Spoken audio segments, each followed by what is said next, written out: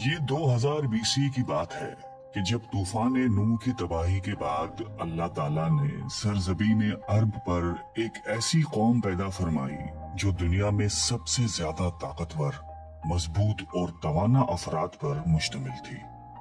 یہ لوگ جسمانی خوبصورتی، سرخ و سفید رنگت اور وجاہت میں اپنا ثانی نہیں رکھتے تھے۔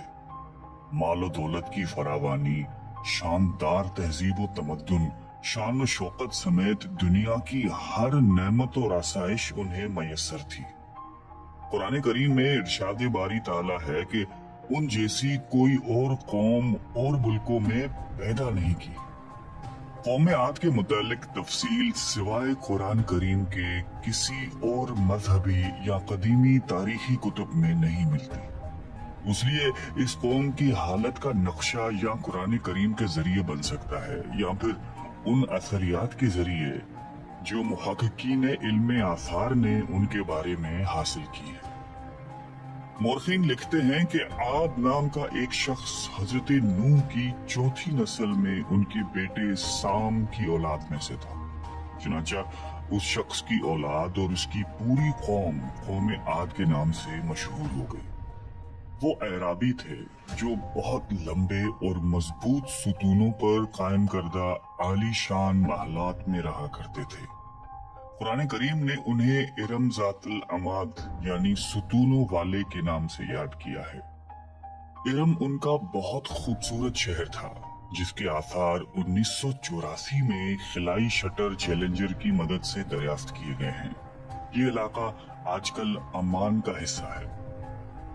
بحریہ عرب اور بحر احمر کے درمیان عمان، حضرموت، بحرین اور مغربی یمن تک ایک وسیع صحرا ہے جسے صحرائے الحقاف کہتے ہیں۔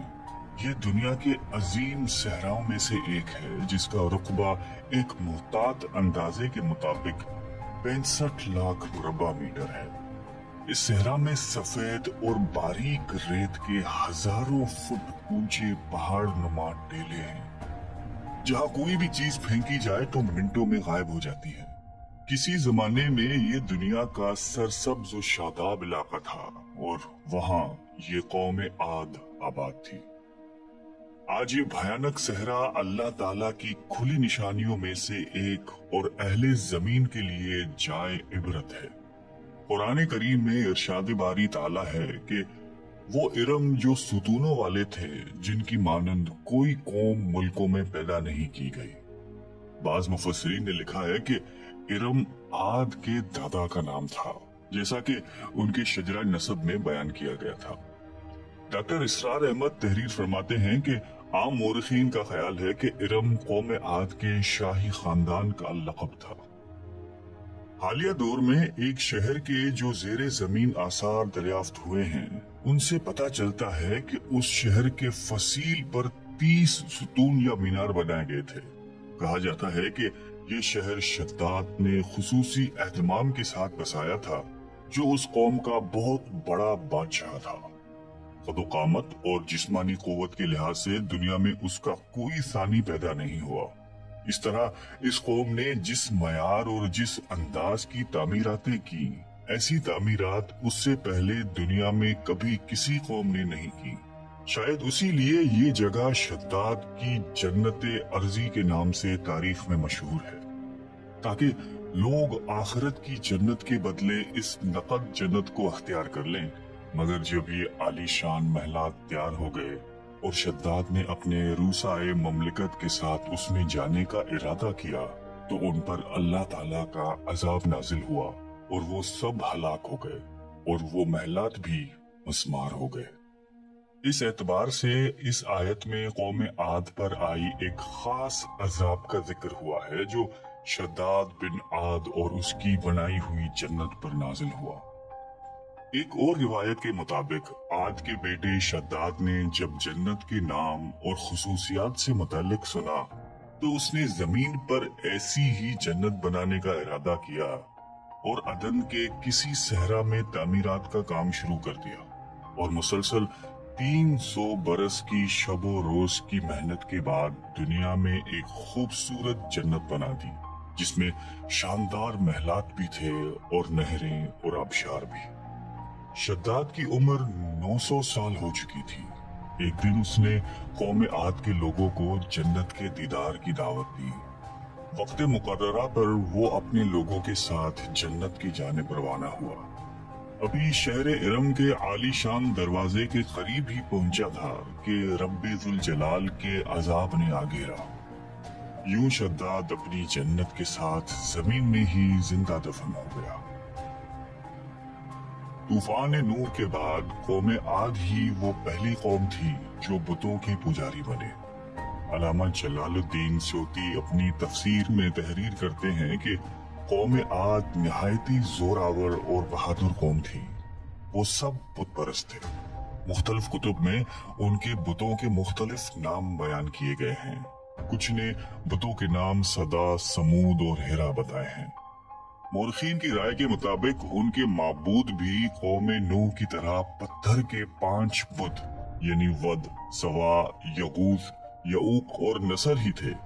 कुफ्र और शिर्क के समंदर में गर्क कौम आद की बदएमालियां जब अपनी इंतहा को पहुंच गईं, तो अल्लाह ताला ने उन्हीं के कौम के एक नेक और साले बंदे को उन पर पैगंबर बनाकर मबूस फरमाया। हजरत हूद कौम आद की सबसे मुअज़्ज़ज़ शाख खुलूद के एक खूबसूरत और वजी शख्स थे। हजरत हूद अलैहिस्सलाम ने उनसे कहा कि भाइयों, एक अल्लाह ही की इबादत करो, उसके सिवा कोई तुम्हारा माबूद नहीं। कौम आद के सरदारों ने जवाब दिया कि तुम हमें अहमक नजर आते हो और हमारी नजर में तुम झूठे हो। हजरत हूद ने कहा कि मैं रब्बुल आलमीन का पैगंबर हूँ और अल्लाह का पैगाम तुम तक पहुँचाता हूँ। कहने लगे, तुम हमारे पास उसलिए आए हो कि हम अपने उन महबूदों को छोड़ दें जिन्हें हमारे बाप दादा पूछते थे और सिर्फ एक अल्लाह की इबादत करें। अगर तुम सच्चे हो तो जिस अजाब से हमें डराते हो वो ले आओ। हजरत हूद मुसलसल 50 बरस या उससे भी ज्यादा वाज और नसीहत करते रहे।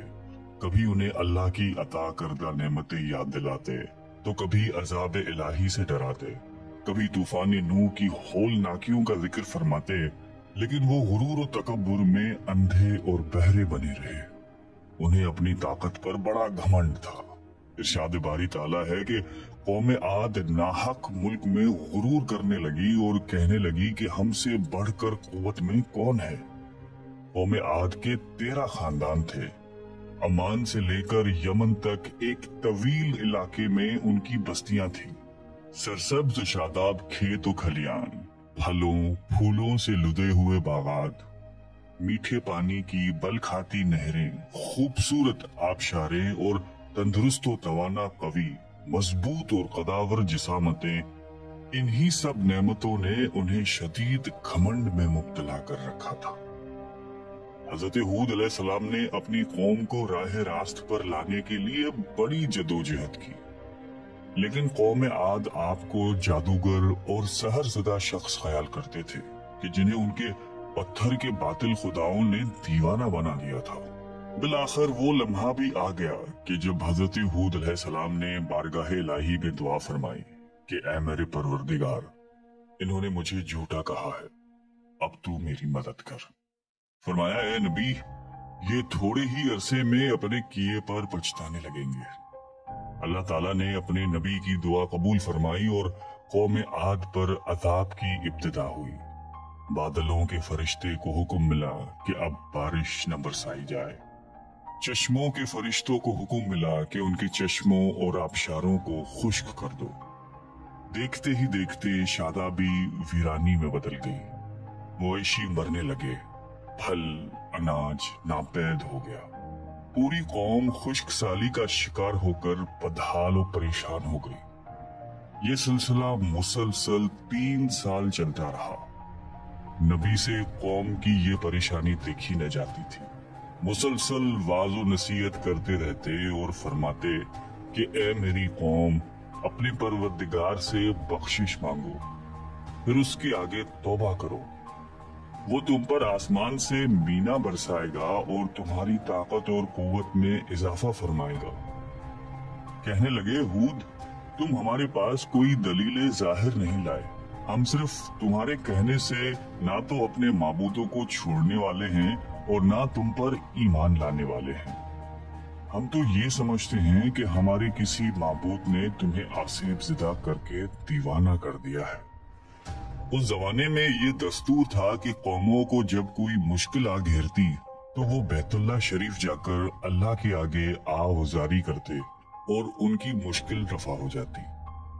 यानी काफिर कौमें भी इस हकीकत को तस्लीम करती थीं कि इस अर्जो समा की मालिक एक लाफानी कुव्वत मौजूद है।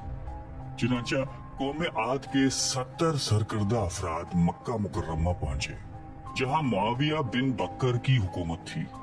मुआविया की मां का ताल्लुक कौम आद से था। मुआविया ने उनकी खूब आवभगत की।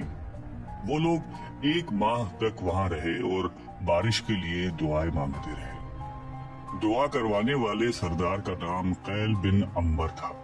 अल्लाह ताला ने उन पर 3 रंगों के बादल भेज दिए, सफेद, सुर्ख और स्याह। फिर आसमान से निदा आई कि इनमें से एक को मुंतखब कर लो। कैल ने स्याह बादल को पसंद कर लिया क्योंकि वो खूब बारिश बरसाने वाला था। फिर निदा आई कि तूने हलाकत और तबाही को पसंद कर लिया है। चुनांचे अल्लाह ताला ने स्याह बादलों को कौम आद की जानिब हाँक दिया, जिसे देखकर पूरी कौम खुशी के शादियाने बजाने लगी। इरशाद बारी ताला है कि जब उन्होंने उस अजाब को देखा जो बादल की सूरत में उनके मैदानों की तरफ आ रहा था, तो कहने लगे ये तो बादल है जो हम पर बरस कर रहेगा। तो अल्लाह ताला ने फरमाया नहीं, बल्कि ये वो चीज है जिसके लिए तुम जल्दी करते थे, यानी आंधी जिसमें दर्द देने वाला अजाब भरा हुआ है। ये हर चीज को अपने परवरदिगार के हुक्म से तबाह किए देती है। गुनाहगार लोगों को हम इसी तरह सजा दिया करते हैं। अल्लाह ताला ने ये अजाब 7 रात और 8 दिनों तक मुसलसल जारी रखा। उस आंधी ने किसी जानदार को जिंदा नहीं छोड़ा। गारों, पहाड़ों, घरों, महलात और तिलों के अंदर सबको फना कर डाला। हजरत इब्ने उमर रजी अल्लाह ताला अन्हु से मरवी है कि आप अलैहिस्सलाम ने फरमाया कि वो आंधी जिसके जरिए कौम आद हलाक हो गई थी, अल्लाह ताला ने उनके ऊपर सिर्फ अंगूठी जितनी जगह की मिसल हवा खोली थी। अल्लाह ताला ने उस खौफनाक आंधी से हजरत हूद अलैहिस्सलाम और उनके साथियों को महफूज रखा। एक मर्तबा हजरत आयशा सिद्दीका रजी अल्लाह ताला अन्हा ने आप अलैहिस्सलाम से दरियाफ्त किया कि या रसूल अल्लाह, लोग तो बादल देखकर खुश होते हैं कि अब बारिश होगी, लेकिन आपके चेहरे मुबारक पर तशवीश के आसार नजर आते हैं। आप अलैहिस्सलाम ने फरमाया कि आयशा, इस बात की क्या जमानत है कि इस बादल में अजाब नहीं होगा, जबकि कौम आद हवा के अजाब से हलाक कर दी गई थी। इस कौम ने भी बादल देखकर कहा था कि ये बादल है जो हम पर बारिश बरसाएगा। परवरदिगार आलम ने कुरान करीम में कौमों की तबाही के जो वाकयात फरमाए हैं, उनका असल मकसद यही है कि उम्मत मुस्लिमा उनसे सबक हासिल करे। अल्लाह ने कौम आद को ताकत व कुव्वत, माल व दौलत, शान शौकत समेत दुनिया की हर नेमत अता फरमाई, लेकिन जब उसने नाफरमानी की और अपने नबी की बात मानने से बार बार इनकार किया, तो अल्लाह ताला ने उसे नेस्त व नाबूद कर दिया। हम सबको भी इनफरादी और इज्तिमाई तौर पर अपने रोजमर्रे के मामलात का जायजा लेते रहना चाहिए कि कहीं हम जानबूझकर या अनजाने में अल्लाह और उसके नबी अलैहिस्सलाम की नाफरमानी के मुर्तकिब तो नहीं हो रहे।